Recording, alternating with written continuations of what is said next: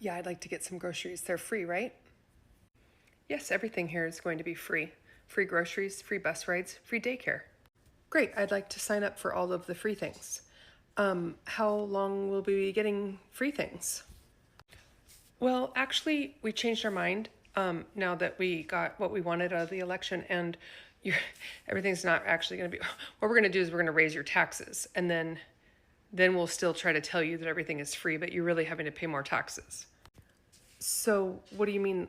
I thought everything was free. So, what you're saying is everything will be free, except I have to pay more taxes in order for everybody to get everything for free. Also, our culture is really disrespectful to women and anybody in the LGBTQ LMNOP group. But those are a lot of the people that wanted you to. Interesting.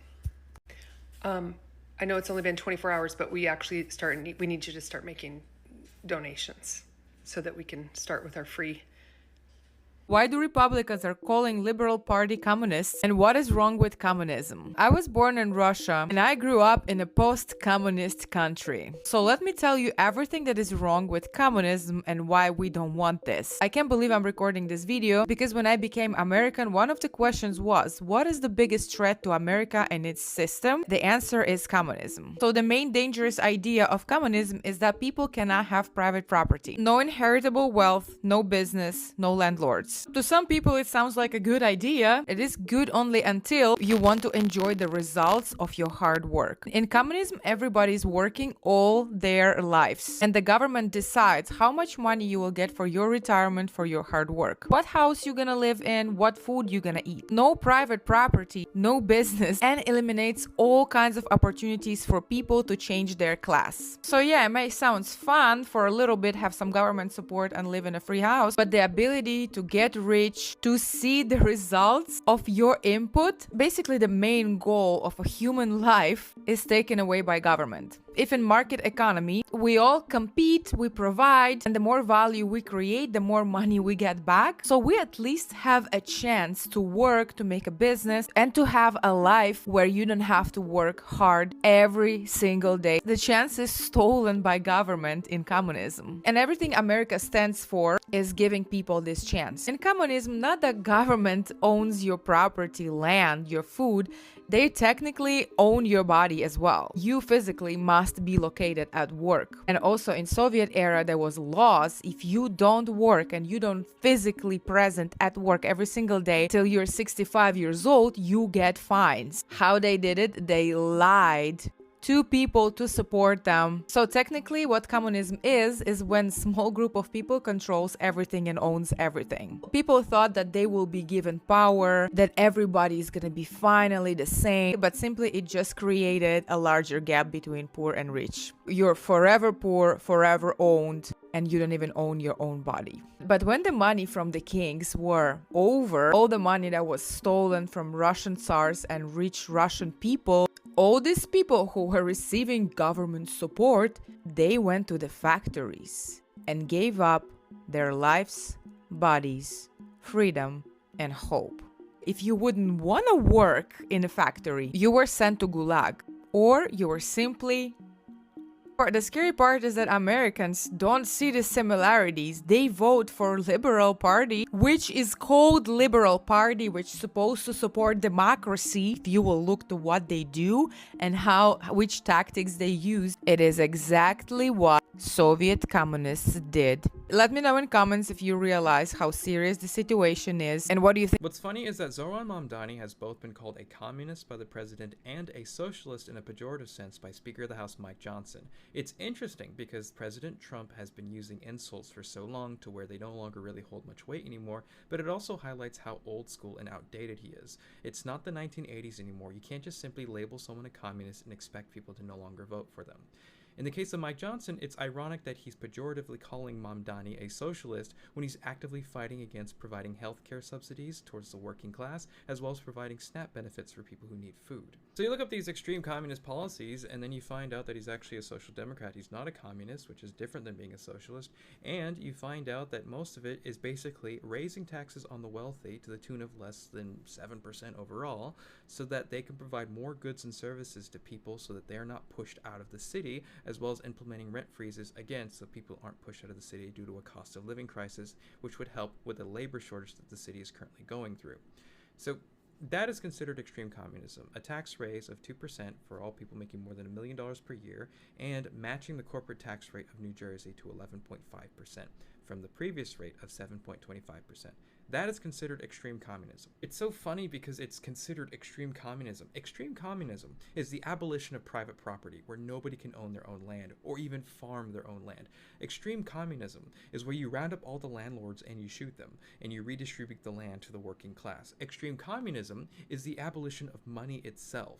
It's the abolition of all practicing religions, because religions are considered tools by the bourgeoisie to control the proletariats. That is what extreme communism looks like. Not raising taxes and a continuing economic system that still works in a capitalist society. Extreme communism is things like targeting ethnic minorities and having them deported en masse, having them sent to concentration camps, or having them executed without a trial. Extreme communism is separating children from their families so that you can extinguish the bourgeoisie family unit to incentivize certain types of behavior. Extreme communism is the total suppression of thought, where you're not allowed to criticize or disagree with an authoritarian leader or a regime. Extreme communism is where there's a monopoly on news, where the information that you receive about your government can only come from one source or be approved by one specific person. Extreme communism is where you are not allowed to make decisions for yourself regarding reproduction. Whether or not you're even allowed to have a family or make decisions for your own body is another part of extreme communism. Yeah, so again, it is interesting to see how Mamdani is being framed as being openly hostile. He's not even Huey Long levels of openly hostile towards the wealthy, let alone Mao Zedong or Pol Pot. This is a guy trying to work within the confines of a capitalist system as a social democrat.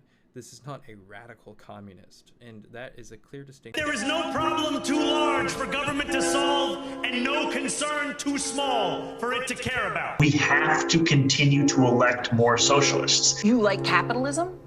No, I have many critiques of capitalism. We need a socialist New York because the market cannot be what determines the distribution of dignity. Whether you call it the abolition of private property or you call it, just a statewide housing guarantee, it is preferable to what is going on right now. I am Muslim. I am a democratic socialist. I refuse to apologize for any of this.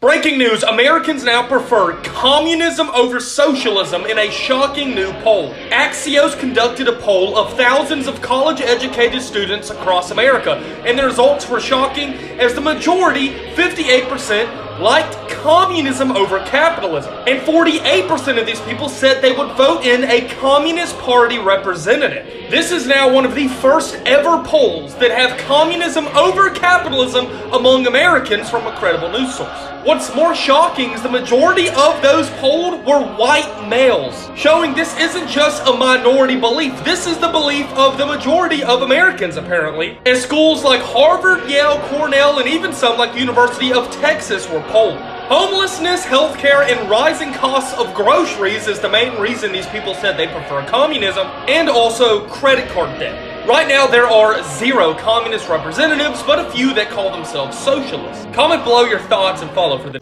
The United States is already a democratic socialist country. Socialism is already here, and everybody benefits from it every single day. So next time you hear an uneducated MAGA person scream and yell about socialism, ask them if they've ever heard of a police department. That's a socialist program. Fire department, socialism.